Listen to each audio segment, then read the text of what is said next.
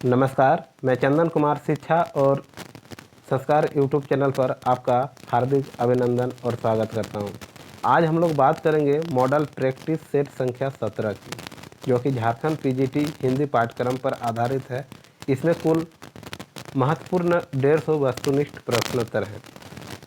तो आज हम लोग देखेंगे सभी वस्तुनिष्ठ प्रश्नोत्तर को, जो कि एक मॉडल प्रैक्टिस सेट संख्या में होती है, यानी कुल 150 वस्तुनिष्ठ प्रश्नोत्तर को आज हम लोग करने वाले हैं। तो आज का पहला प्रश्न है,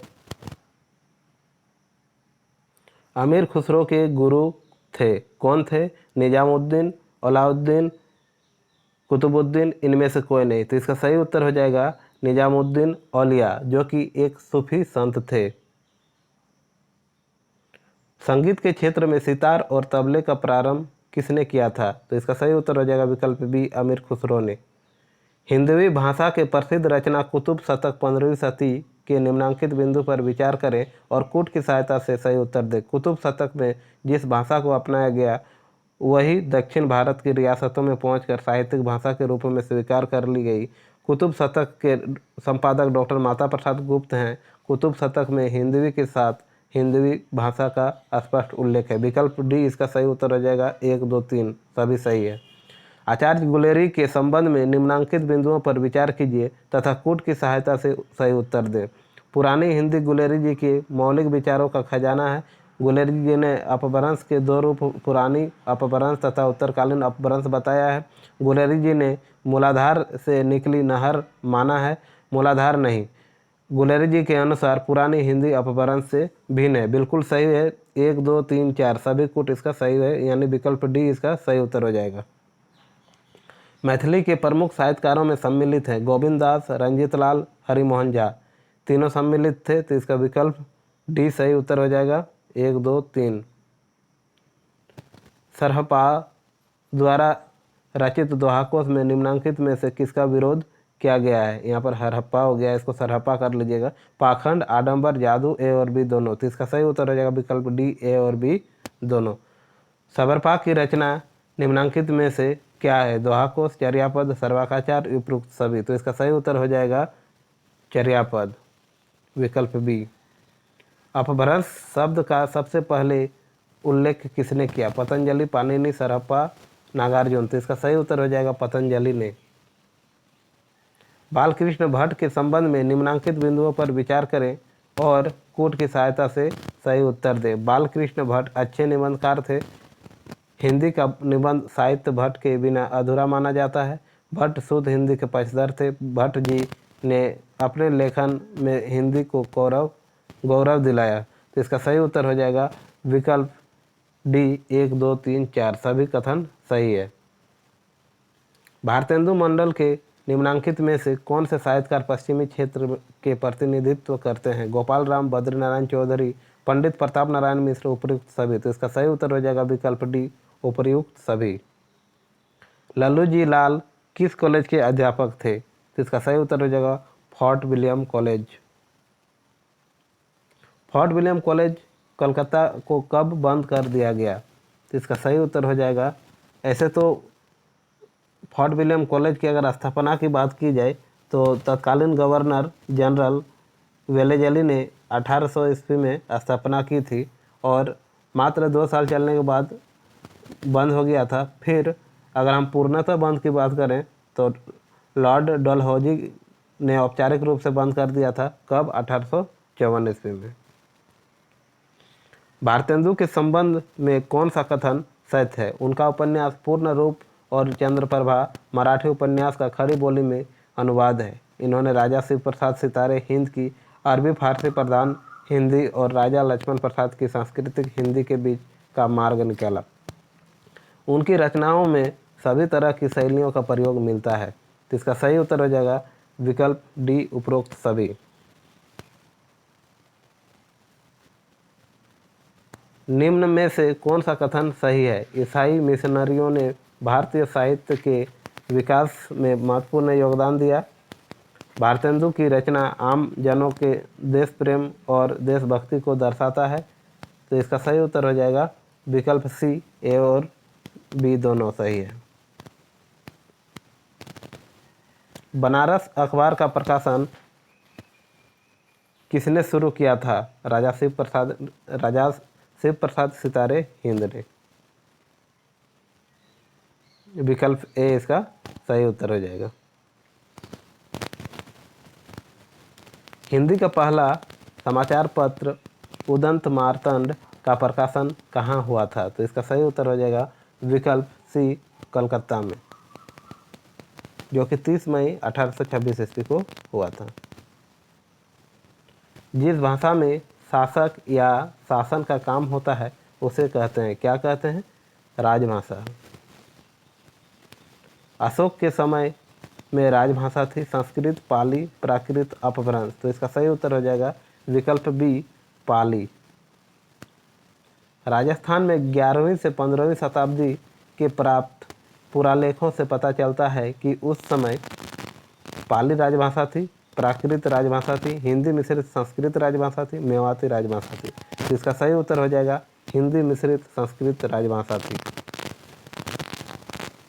हिंदी को राजभाषा और राष्ट्रभाषा बनाने की मांग कब उठी? स्वाधीनता प्राप्ति के उपरांत, स्वाधीनता निर्माण के समय, स्वाधीनता सभा के गठन के समय, राष्ट्र चेतना के विकास के साथ। तो इसका सही उत्तर हो जाएगा विकल्प डी, राष्ट्र चेतना के विकास के साथ।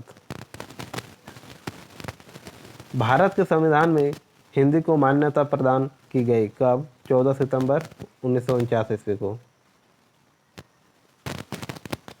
संविधान की धारा 120 के अनुसार संसद में कार्य हिंदी या अंग्रेजी में किया जाएगा, केवल हिंदी में किया जाएगा, केवल अंग्रेजी में किया जाएगा, राष्ट्रपति की इच्छा अनुसार किसी भी भाषा में किया जाएगा। तो इसका सही उत्तर हो जाएगा विकल्प ए, हिंदी या अंग्रेजी में किया जाएगा।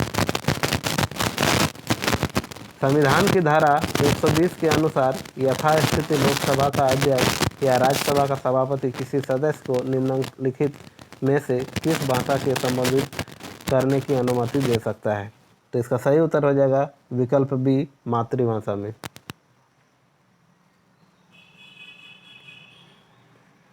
संविधान के किस अनुच्छेद के अनुसार संघ की राजभाषा हिंदी और लिपि देवनागरी होगी?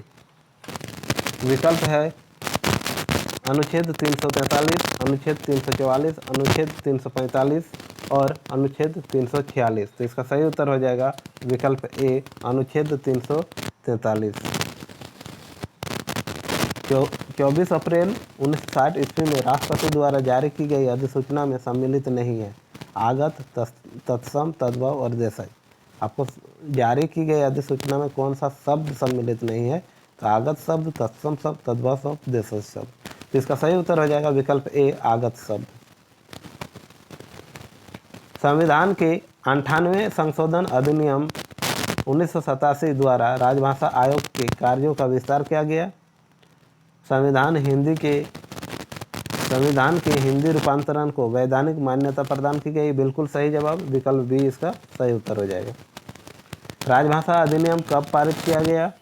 25 अप्रैल व 7 मई 1960 को, 13 अप्रैल व 3 मई 1961 को, 25 अप्रैल व 7 मई 1963 को। बिल्कुल सही उत्तर, विकल्प सी इसका सही उत्तर हो जाएगा। राजभाषा अधिनियम 1963 कब संशोधित किया गया? 1964 को, 1965 को, 1966 को, 1967 को। तो इसका सही उत्तर हो जाएगा संशोधित कब किया गया? 1967 को। राजभाषा अधिनियम 1976 के अनुसार देश भर के केंद्रीय सरकारी कार्यालयों को 3 वर्गों में बांटा गया है।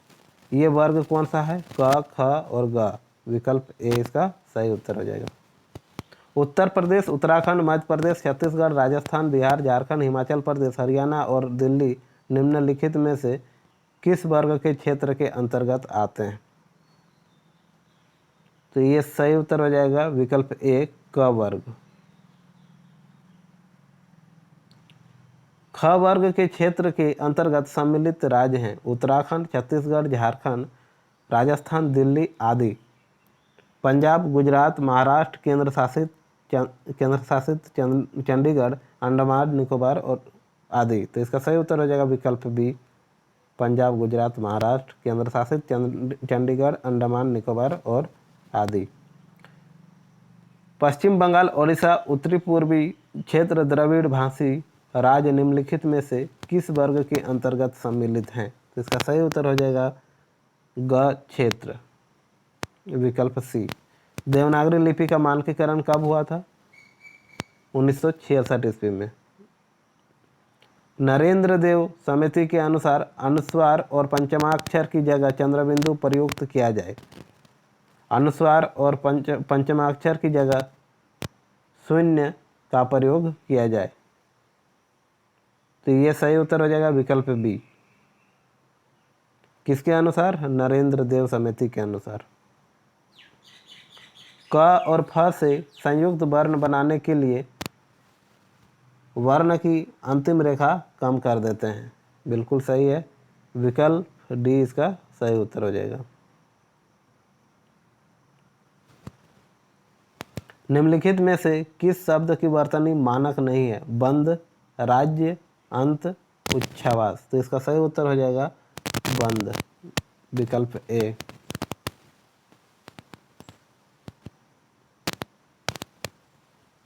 डॉक्टर हरदेव बाहरी ने हरियाणा की व्युत्पत्ति निम्नलिखित में से किससे माना है? कृष्ण का रथ, हरियाली, अहिर, इनमें से कोई नहीं। तो इसका सही उत्तर हो जाएगा अहिर, विकल्प सी। बांगरू को खड़ी बोली की ही एक उपबोली किसने माना है? Doctor Dhirendra Verma, Baburam Saxena, Grierson, Gilchrist. तो इसका सही उत्तर हो जाएगा विकल्प ए, डॉक्टर धीरेन्द्र वर्मा। का बोली का नामकरण किस गांव के आधार पर हुआ है? कारीपुर, जखौदा, कासंठा, बामला। तो इसका सही उत्तर हो जाएगा विकल्प सी, कासंठा। निम्नलिखित में से किस बोली का साहित्यिक रूप नहीं है? हरियाणा, ब्रज, खड़ी बोली, इनमें से कोई नहीं। तो इसका सही उत्तर हो जाएगा हरियाणवी। द्वित्व व्यंजन के प्रयोग मिलते हैं? मारवाड़ी, मगही, हरियाणी, बघेली। तो इसका सही उत्तर हो जाएगा विकल्प सी, हरियाणवी। ब्रज और कन्नौज की सहोदरा है? जयपुरी, बांगुरी, बांगरू, बुंदेली, छत्तीसगढ़ी। तो इसका सही उत्तर हो जाएगा विकल्प सी, बुंदेली। निम्नलिखित में से कौन सा कथन सही है? रांची तथा पलामू क्षेत्र के साथ ही अन्य क्षेत्रों में भोजपुरी बोलने वाले की बड़ी संख्या विद्यमान है। झारखंड राज्य में प्रचलित भोजपुरी को दो वर्गों में विभाजित किया गया है, ए और बी दोनों, इनमें से कोई नहीं। तो इसका सही उत्तर हो जाएगा विकल्प सी, ए और बी दोनों। पुहिल पुथी, दूसरी पुथी, पुहिल पुथी, दूसरी पुथी और तीसरे पुथी नामक ग्रंथ किसने लिखी?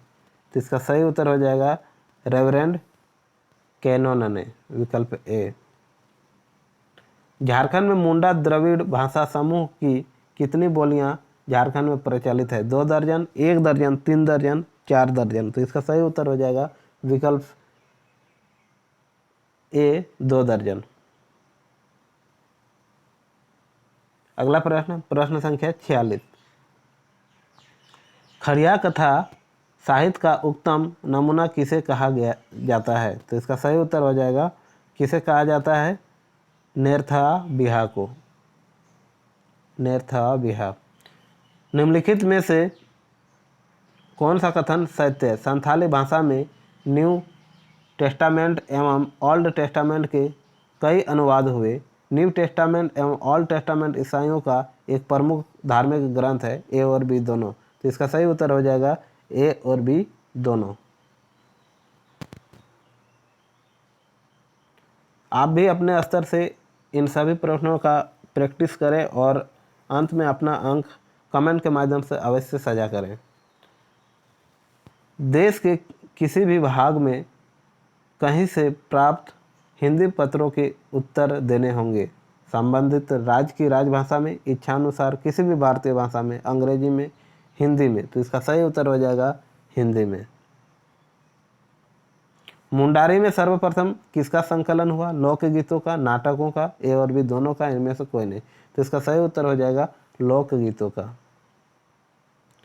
नागपुरी भाषा का प्रथम ज्ञात कवि किसे माना जाता है? व्यास। नागपुरी भाषा का प्रथम कवि, ज्ञात कवि किसे माना जाता है? तो इसका सही उत्तर हो जाएगा रघुनाथ निरिपति को। नल दमयंती कथा के रचनाकार हैं? कौन है? व्यास कवि। पद्मन चरित के रचनाकार हैं, पद्मिनी चरित के रचनाकार हैं लालचंद, मधुकर कवि, कांसीराम, दामोदर शर्मा। तो इसका सही उत्तर हो जाएगा लालचंद। मृगावती के रचनाकार हैं, कौन है? मंझन। मधुमालती के रचनाकार कौन है? इसका सही उत्तर हो जाएगा मंझन। चित्रवाली के रचनाकार कौन है? तो इसका सही उत्तर हो जाएगा उस्मान। प्रथम सूफी रचना चंद्रयान के रचनाकार मुल्ला दाऊद। सत्यवती कथा के रचनाकार ईश्वरदास। बीजक के रचनाकार कबीरदास। भक्तमाल के रचनाकार नाभादास। अष्टयाम के रचनाकार, तो इसका सही उत्तर हो जाएगा विकल्प बी नाभादास। ढोला मारूरा दोहा के रचनाकार कौन है? तो इसका सही उत्तर हो जाएगा कल्लोल कवि। और अंत में गीतावली के रचनाकार कौन है? तो इसका भी सही उत्तर हो जाएगा महर्षि तुलसीदास।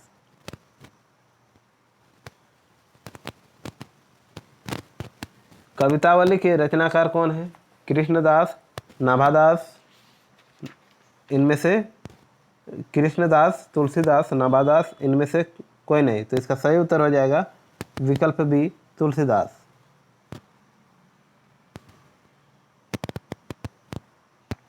विनय पत्रिका के रचनाकार कौन है? रैदास, राधा स्वामी, तुलसीदास, गोरखनाथ। तो इसका सही उत्तर हो जाएगा तुलसीदास। दोहावली के रचनाकार कौन है? तो इसका भी सही उत्तर हो जाएगा तुलसीदास। रामचरितमानस के भी रचनाकार तुलसीदास। जानकी मंगल के रचनाकार कौन है? तो इसका भी सही उत्तर हो जाएगा तुलसीदास। बरवे रामायण के रचनाकार कौन है? तुलसीदास। बैराग संदीपनी के रचनाकार, ये भी तुलसीदास। पार्वती मंगल के रचनाकार कौन है? तुलसीदास। दीप शिखा के रचनाकार कौन है? महादेवी वर्मा। मधुशाला के रचयिता का नाम क्या है? तो इसका सही उत्तर हो जाएगा हरिवंश राय बच्चन। मधुकलश के रचयिता का नाम हरिवंश राय बच्चन। मधुबाला के रचयिता का नाम हरिवंश राय बच्चन। आप देखेंगे कि हरिवंश राय बच्चन के अधिकतर रचना में पहले मधु शब्द आएगा। निशा निमंत्रण के रचयिता का नाम है हरिवंश राय बच्चन, श्रीधर पाठक, नरेंद्र शर्मा, केदारनाथ सिंह। तो इसका सही उत्तर हो जाएगा हरिवंश राय बच्चन। मिलन यामिनी के रचयिता का नाम है क्या है? तो इसका भी सही उत्तर हो जाएगा हरिवंश राय बच्चन। प्रभात फेरी के रचनाकार का नाम है नरेश शर्मा, विद्याधर, केदारनाथ सिंह, श्रीधर पाठक। तो इसका सही उत्तर हो जाएगा नरेश शर्मा, विकल्प ए। आरती और अंगारे के रचनाकार का नाम है रामनरेश त्रिपाठी, हरिवंश राय बच्चन, श्रीधर पाठक, नरेंद्र शर्मा। तो इसका सही उत्तर हो जाएगा हरिवंश राय बच्चन। उर्वशी के रचनाकार हैं रामधारी सिंह दिनकर, जिसमें इन्हें ज्ञानपीठ पुरस्कार मिला था। हुंकार के रचनाकार हैं कौन है? तो इसका सही उत्तर हो जाएगा रामधारी सिंह दिनकर। निम्नलिखित में सन्यासी नाटक के रचयिता हैं शिवनंदन सहाय, लक्ष्मी नारायण मिश्र, भगवान दीन, राजकमल। तो इसका सही उत्तर हो जाएगा लक्ष्मी नारायण मिश्र। निम्नलिखित में सिंदूर की होली नाटक के रचयिता कौन है? तो इसका सही उत्तर हो जाएगा लक्ष्मी नारायण मिश्र। राक्षस का मंदिर नाटक के रचयिता हैं कौन है? लक्ष्मी नारायण मिश्र। निम्नलिखित में कोणार्क नाटक के रचयिता हैं कौन है? तो इसका सही उत्तर हो जाएगा जगदीश चंद्र माथुर। निम्नलिखित में जय पराजय नाटक के रचयिता हैं कौन है? उपेंद्र नाथ अस्क। पर्दा उठाओ पर्दा गिराओ नाटक के रचयिता हैं उपेंद्र नाथ अस्क। अंधाजुग नाटक के रचयिता हैं धर्मवीर भारती। आषाढ़ का एक दिन नाटक के रचयिता हैं मोहन राकेश। लहरों का राजहंस नाटक के रचनाकार हैं मोहन राकेश। निम्नलिखित में आधे अधूरे नाटक के रचयिता कौन है? तो इसका भी सही उत्तर हो जाएगा मोहन राकेश। वोल्गा से गंगा तक उपन्यास के लेखक कौन है? तो इसका सही उत्तर हो जाएगा राहुल सांकृत्यायन। वानभट्ट की आत्मकथा उपन्यास के लेखक हैं हजारी प्रसाद द्विवेदी, हरिओद, नागार्जुन, महावीर प्रसाद द्विवेदी। तो इसका सही उत्तर हो जाएगा 92 का हजारी प्रसाद द्विवेदी। अनाम दास का पोथा उपन्यास के लेखक हैं कौन है? हजारी प्रसाद द्विवेदी। निम्नलिखित में मुर्दों का टीला उपन्यास के लेखक हैं कौन है? तो इसका सही उत्तर हो जाएगा रांगे राघव। निम्नलिखित में कब तक पुकारूं उपन्यास के लेखक हैं रांगे राघव, महावीर प्रसाद द्विवेदी, प्रेमचंद, इनमें से कोई नहीं। तो इसका सही उत्तर हो जाएगा रांगे राघव। निम्नलिखित में मैला आंचल उपन्यास के लेखक हैं फणीश्वरनाथ रेणु, महावीर प्रसाद द्विवेदी, नागार्जुन, इनमें से कोई नहीं। तो मैला आंचल जैसा कि हम लोग का सिलेबस में भी दिया हुआ है, तो इसका सही उत्तर हो जाएगा फणीश्वरनाथ रेणु। निम्नलिखित में बलचनामा उपन्यास के लेखक हैं कौन है? नागार्जुन। निम्नलिखित में प्रति परिकथा उपन्यास के लेखक हैं प्रभाकर माचवे, फणीश्वरनाथ रेणु, अज्ञे, गुलाब राय। तो इसका सही उत्तर हो जाएगा विकल्प ए। 98 का विकल्प ए नहीं होगा, विकल्प बी होगा फणीश्वरनाथ रेणु। निम्नलिखित में कितने चौराहे उपन्यास के लेखक हैं कौन है? फणीश्वरनाथ रेणु। निम्नलिखित में सारा आकाश उपन्यास के लेखक हैं कौन है? राजेंद्र यादव। कबीर के समय कौन सा क्षेत्र संस्कृति का केंद्र था? वाराणसी, जो कि उस समय काशी नाम से जाना जाता था। कबीर अपने जीवन में किसकी सेवा करना चाहते हैं? समाज की, संत की, धर्म की, प्राणियों की। तो इसका सही उत्तर हो जाएगा विकल्प ए, समाज की। कबीर के शब्द और साखियों में कौन से भाव का चित्रण किया गया है? रहस्यवादी, व्यंग्यवादी, लौकिक, इनमें से कोई नहीं। तो इसका सही उत्तर हो जाएगा रहस्यवादी। कबीर अपने रचनाओं को करते थे, क्या करते थे? गाया करते थे, मंत्रों की तरह पढ़ा करते थे, ए और बी दोनों इनमें से, या भाषा का तार्किक रूप देते थे। तो इसका सही उत्तर हो जाएगा विकल्प ए, गाया करते थे। हे उद्धव, इस कार्य के लिए तुम तुरंत जाओ और उन्हें बतला देना कि बिना निर्गुण ब्रह्मोपासना के सांसारिक मुक्ति संभव नहीं है। उपरोक्त कथन किसके द्वारा कहा गया? श्री कृष्ण, सुदामा, ब्रजवासियों, राधा। तो इसका सही उत्तर हो जाएगा विकल्प ए, श्री कृष्ण। भ्रमर गीत पाठ के आधार पर बताएं कि कृष्ण उद्धव को ब्रज भेजते समय कौन सी बातें विशेष रूप से कहते हैं? प्रत्येक व्यक्ति से खुलकर मिले, गोपियों को कृष्ण वेश में देखकर चौंके नहीं, ए और बी दोनों, इनमें से कोई नहीं। तो इसका सही उत्तर हो जाएगा विकल्प सी, ए और बी दोनों। भ्रमर गीत के 15वें पद के अनुसार बताएं कि उद्धव से मिलकर गोपियों को कैसा अनुभव हुआ? तो कैसा हुआ? जल से बिछुड़ी मछली को पुनः जल प्राप्त होने जैसा। भ्रमर गीत के 171वें पद में गोपियां कृष्ण वियोग में गायों के बारे में क्या कहती थी? तो इसका सही उत्तर हो जाएगा बहुत दुखी हैं, बहुत दुबली हो गई है, उनको आंखों में हमेशा आंसुओं की झड़ी लगी रहती है, उपरोक्त सभी। तो विकल्प डी इसका सही उत्तर हो जाएगा। अयोध्या कांड में करी के हरि कपि कोल कुरंगा का क्या अर्थ है? अयोध्या कांड में करी के हरि कपि कोल कुरंगा का क्या अर्थ है? तो करी, सबसे पहले करी का बताना है, फिर के हरि कपि का बताना है, फिर कोल का बताना है, फिर कुरंगा का बताना है। इस प्रकार कह सकते हैं कि इसका सही उत्तर हो जाएगा करी यानी हाथी, फिर कपि हरि कपि सिंह, कोल बंदर, शुकर, कुरंगा हिरण। तो इस प्रकार इसका सही उत्तर हो जाएगा विकल्प बी।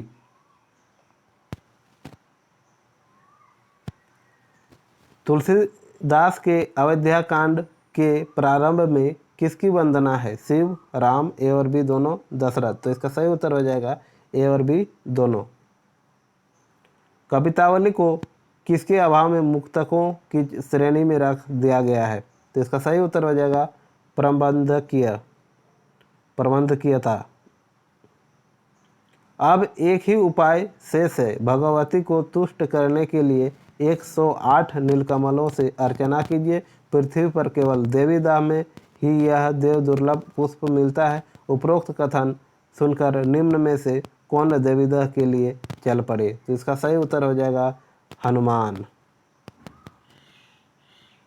निराला की कविता है प्रेरक, मूल, राष्ट्रीयता, पौराणिक। तो इसका सही उत्तर हो जाएगा प्रेरक। मुक्तिबोध की कविता अंधेरे में किससे भिन्न कविता है? तो इसका सही उत्तर हो जाएगा सरोज स्मृति। श्रद्धा किस भावना का प्रतीक है? उल्लासमयी, ममतामयी, विश्वासमयी, इनमें से कोई नहीं। तो इसका सही उत्तर हो जाएगा विश्वासमयी। कामायनी पाठ के आधार पर मनु मन का रूपक है और इसके दो पक्ष हैं। क्या श्रद्धा हृदय या भाव पक्ष के प्रतीक है? बिल्कुल सही जवाब, बिल्कुल ए इसका सही उत्तर हो जाएगा। मनु किससे कहता है कि इस सृष्टि में पृथ्वी और आकाश के बीच जीवन का रहस्य लिए निरुद्ध भटक रहा है? श्रद्धा से, कवि से, अतीत से, नील से। तो इसका सही उत्तर हो जाएगा श्रद्धा से। दिनकर ने कुरुक्षेत्र में कैसी भूमि की रचना की है? मिथक, व्यक्तिक, भौतिक, सामंजस्य। तो इसका सही उत्तर हो जाएगा मिथक। रामधारी से दिनकर ने नए मानव मूल्यों की स्थापना किस रचना द्वारा की है? रेणुका, हुंकार, रश्मिरथी, कुरुक्षेत्र। तो इसका सही उत्तर हो जाएगा कुरुक्षेत्र। भीष्म युद्ध को किस धर्म के रूप में सृष्ट करते हैं? मानवीय, व्यक्तिक, प्रकृति, सामंजस्य। तो इसका सही उत्तर हो जाएगा प्रकृति। कुरुक्षेत्र के किस सर्ग में युधिष्ठिर के पश्चाताप और आत्मगिलानी की कथा वर्णित है? प्रथम सर्ग में। निम्न में से कौन भारत दुर्दशा में प्रतीक पात्र हैं? तो इसका सही उत्तर हो जाएगा भारत भाग्य, आलस्य, भारत दुर्देव, सभी। भारत दुर्दशा पाठ के आधार पर भारत दुर्देव ने भारत के विनाश के लिए किसे बुलाया? आलस्य को, अंधकार को, आशा को, मदिरा को। तो इसका सही उत्तर हो जाएगा अंधकार को बुलाया। भारत दुर्दशा पाठ के आधार पर अंतिम अंक में कौन आत्महत्या कर लेता है? तो इसका सही उत्तर हो जाएगा विकल्प सी, भारत भाग्य। मालव पर विदेशी आक्रमण के समय स्कंदगुप्त कहाँ था? मगध में, स्कंधार में, कलिंग में, इनमें से कोई नहीं। तो इसका सही उत्तर हो जाएगा स्कंधार में। स्कंदगुप्त नाटक के माध्यम से प्रसाद जी राष्ट्रीय स्वतंत्रता संघर्षकालीन किस समस्या से परिचित करना चाहते हैं? राजनीतिक, सामाजिक, सांस्कृतिक, उपयुक्त, सभी। तो इसका सही उत्तर हो जाएगा उपयुक्त सभी। आषाढ़ का एक दिन को सर्वश्रेष्ठ नाटक होने के लिए कब पुरस्कार मिला? तो इसका सही उत्तर हो जाएगा सन 1959 को संगीत नाटक अकादमी पुरस्कार मिला था। कुशा का तात्पर्य क्या है? निंदा, घाटी, एक प्रकार का घास, दूब घास। तो इसका सही उत्तर हो जाएगा एक प्रकार का घास। आषाढ़ के एक दिन पाठ के आधार पर अंक 3 के अनुसार कमरे में कौन कौन लोग थे? तो कौन थे कमरे में? मल्लिका, शिशु, ए और बी दोनों, इनमें से कोई नहीं। तो इसका सही उत्तर हो जाएगा ए और बी दोनों। हालांकि कहीं कहीं इसका उत्तर शिशु भी लिखा हुआ होता है, तो इसका उत्तर आप कमेंट के माध्यम से एक बार बताने का प्रयास करें। मोहन राकेश का जन्म कब हुआ? 8 जनवरी 1925 ईस्वी को। उसके बाद गोदान उपन्यास के आधार पर प्रेम को भौतिक वस्तु कौन मानते हैं? राय साहब, प्रोफेसर मेहता, हौरी, पंडित ओंकारनाथ। तो इसका सही उत्तर हो जाएगा प्रोफेसर मेहता। गोदान उपन्यास के आधार पर गोबर धनिया से लड़ झगड़ कर झुनिया के साथ कहाँ चले जाते हैं? इंग्लैंड, चीन, लखनऊ, नेपाल। तो इसका सही उत्तर हो जाएगा लखनऊ चले जाते हैं। गोदान के ग्रामीण पात्र बोलचाल में अधिकतर कैसे वाक्यों का प्रयोग करते हैं? सरल, लघु, ए और बी दोनों, इनमें से कोई नहीं। तो इसका सही उत्तर हो जाएगा विकल्प सी, ए और बी दोनों। गोदान उपन्यास के आधार पर उत्तर भारत के कृषक समाज का प्रतिनिधि करता है। कौन करता है? राय साहब, धनिया, हौरी, पंडित ओंकारनाथ। तो इसका सही उत्तर हो जाएगा हौरी। महिला आंचल पाठ के आधार पर फणीश्वर नाथ रेणु ने सुदूर और अत्यंत पिछड़े हुए अंचल को संपूर्णता में प्रस्तुत करने के लिए शिल्प और किसका इस्तेमाल किया? जाति का, भाषा का, शब्द का, अलंकार का। तो इसका सही उत्तर हो जाएगा भाषा का।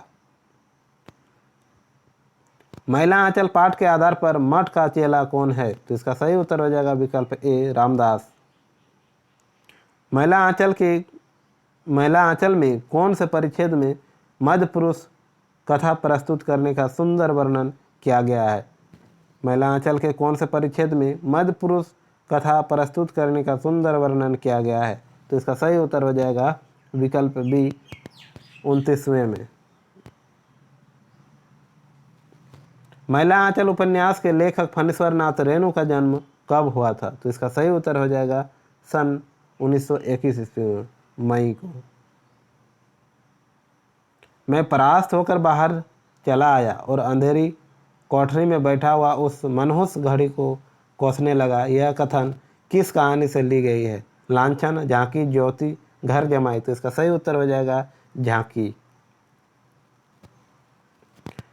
चिड़िया का पर खोलकर यह आशा करना कि वह तुम्हारे आंगन में ही फुदकती रहेगी भ्रम है।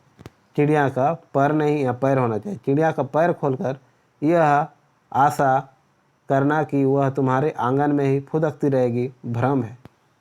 यह कथन किस कहानी से ली गई है? तो इसका सही उत्तर है विकल्प डी कायर से। अंत में मुझे ऐसा बहाना सूझा जिसकी सफलता का मुझे पूरा विश्वास था। यह पंक्ति किस कहानी से ली गई है? तो इसका सही उत्तर हो जाएगा विकल्प डी आखिरी हीला। आलोकयोजा पाठ के आधार पर भोला महतो किसकी चिंता में चल बसे? रघु के, गाय के एवं दोनों के, इनमें से कोई नहीं। तो इसका सही उत्तर हो जाएगा गाय की चिंता में।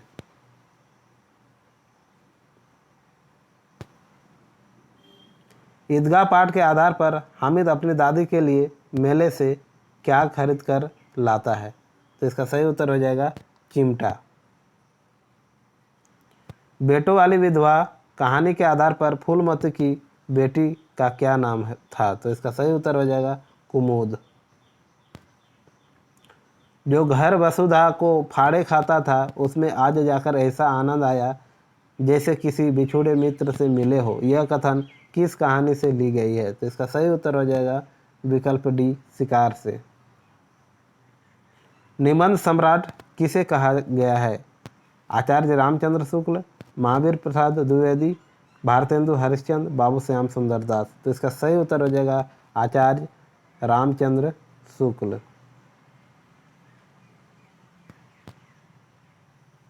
श्रद्धा भक्ति निबंध के अनुसार रामलीला द्वारा लोग वर्ष में एक बार अपने पूज्य देव के किस आदर्श माधुर्य को देखते हैं? भगवत लीला, चमत्कारिक लीला, मानव लीला, लोक लीला। तो इसका सही उत्तर हो जाएगा मानव लीला। कविता क्या है निबंध के अनुसार यूरोपीय साहित्य मीमांसा में किसे अत्यधिक प्रधानता दी गई है? तो इसका सही उत्तर हो जाएगा कल्पना को, विकल्प ए। व्यंग्यपूर्ण समीक्षात्मक निबंध किसके द्वारा लिखा गया है? रामविलास शर्मा, डॉक्टर रांगे राघव, ए और बी दोनों। तो इसका सही उत्तर हो जाएगा ए और बी दोनों। शांति कहानी के आधार पर गोपा की बेटी का क्या नाम था? सुन्नी, मुनिया, ए और बी दोनों। तो इनमें से कोई नहीं। तो इसका सही उत्तर हो जाएगा सुन्नी। इस प्रकार आज की ये 150 वस्तुनिष्ठ प्रश्नों की श्रृंखला मॉडल प्रैक्टिस सेट संख्या 17 के आधार पर समाप्त होती है। अगर आपको वीडियो अच्छी लगी हो तो वीडियो को लाइक और हमारे चैनल को सब्सक्राइब, और आपको कुछ सुझाव देना हो या किसी भी प्रश्नों का उत्तर आपको संदेह हो तो आप कमेंट के माध्यम से उस प्रश्न का उत्तर अवश्य बताएं, ताकि आप सभी प्रश्नों का सही उत्तर जान सकें और सभी को बता सकें। वीडियो में अंत तक बने रहने के लिए आपका बहुत बहुत धन्यवाद।